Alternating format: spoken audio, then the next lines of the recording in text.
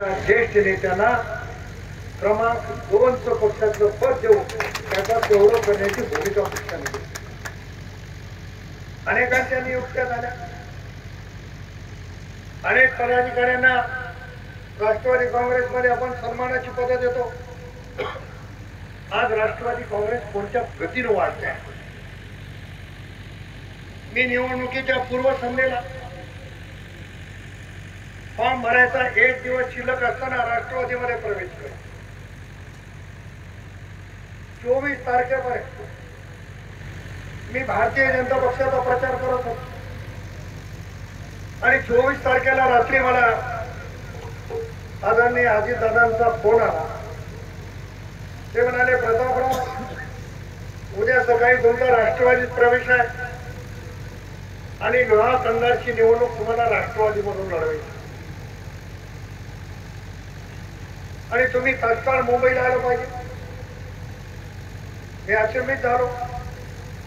भाजपच्या एका बैठकीत असताना फोन आला आणि मी थोड्या वेळाने आदरणीय राज्याचे मुख्यमंत्री देवेंद्र फडणवीस साहेबांना फोन केला आणि फडणवीस साहेबांनी मला सांगितलं, आपली टेक्निकल अडचण आहे, त्याच्यामुळे तुम्हाला राष्ट्रवादी काँग्रेसमधून निवडणूक लढावी लागणार आहे. अजितदादांचं आणि माझं बोलणं झालेलं आहे आणि आपण राष्ट्रवादीमध्ये प्रवेश करा आणि राष्ट्रवादीकडून निवडणूक करा. माझ्यासारख्या सामान्य कार्यकर्त्याची परिस्थिती बघ. मी काही वारसाना आमदार झालेला नाही. मी काही गुलाबाच्या फुलावर जन्मलो नाही. अनेक लोक असे आहेत की ज्याला गुलाबाच्या फुलावर जन्मले, त्याला प्रताप पाटलामुळे गुलाबाच्या फुलाला काटे राहतात हे माहीत झाले नाही, तर काटे राहतात हे माहीत नाही.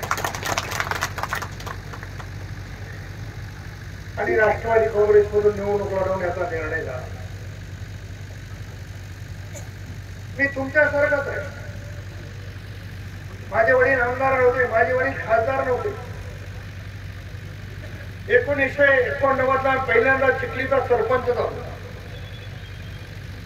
आतापर्यंत मी 18 निवडणुका लढवल्या. मी पहिली विधानसभेची निवडणूक शिलाई मशीनवर लढवली. आताची निवडणूक घड्याळावर लढवली. आता इथं बसणाऱ्याला असं वाटेल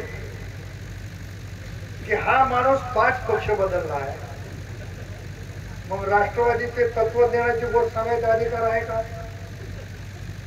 एकनिष्ठ राहा म्हणून सांगण्याचा अधिकार आहे का? होय, आहे. मी ज्या पक्षामध्ये काम करतो, मला दुर्दैवानं पक्ष बदलावा लागला. नांदेड जिल्ह्यामध्ये मी ज्यांच्या सोबत काम करत होतो ते अतिशय धोकेबाज निघाले, म्हणून मला 2004 ला अपक्ष निवडणूक लढवावं लागली. मी जिंकून आलो. तत्कालीन मुख्यमंत्री लोकनेते आदरणीय विलासराव देशमुख साहेबांच्या नेतृत्वात काम केलं. अपक्ष निवडून आल्यावर काँग्रेसला पाठिंबा दिला आणि विलासराव देशमुख साहेबांनी 2004च्या काळात माझ्या लोहा कंधार मतदारसंघात 2000 कोटीची कामं देण्याचं काम. आज त्याची काय किंमत होती? आज एक लिंबोटीचं धरण उभा करायचं. भारतीय जनता पक्षाचा कारभार आपण बघितला. आदरणीय देवेंद्र फडणवीस साहेबांनी 5 वर्ष नांदेड जिल्ह्यामध्ये प्रताप पाटलासारख्या कार्यकर्त्याला फ्री हँड दिला. पाहिजे तिथं मदत करण्याची भूमिका त्या ठिकाणी देवेंद्र फडणवीस साहेबांनी घेतलं. व्यंकटराव पाटील बोलले. आता राष्ट्रवादी केलं, आता अजितदादा केलं. मला असं वाटतं की माझ्याशिवाय दादा परतच ऐकत नाही. थोडं दिलीपराव ऐकत असतील. ते मध्ये झालं आणि एवढे दुनिया आपलंच सांगावे. त्याचं कारण आहे, मी शेण खायचा धंदा करत नाही. ज्याच्याजवळ जातो अतिशय निष्ठेनं आणि इमानदारीनं. माझ्या रक्तामध्ये कधीच गद्दारी नाही. अशोकराव चव्हाणांचा प्रवेश भारतीय जनता पक्षात झाला. देवेंद्र फडणवीस साहेबांच्या उपस्थितीमध्ये जिल्ह्याच्या आमदारांची आमची बैठक झाली.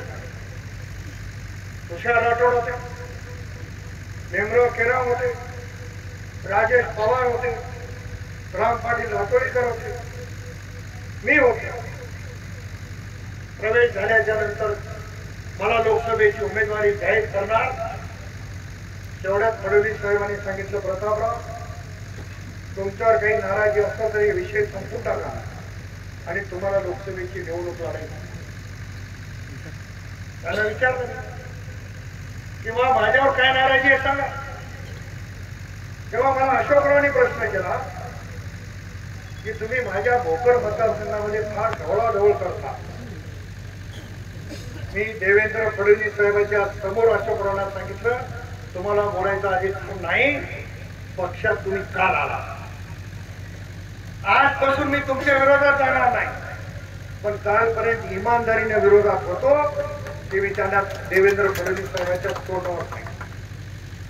पण ज्या ठिकाणी काम करतो त्या ठिकाणी निष्ठेने काम करतो.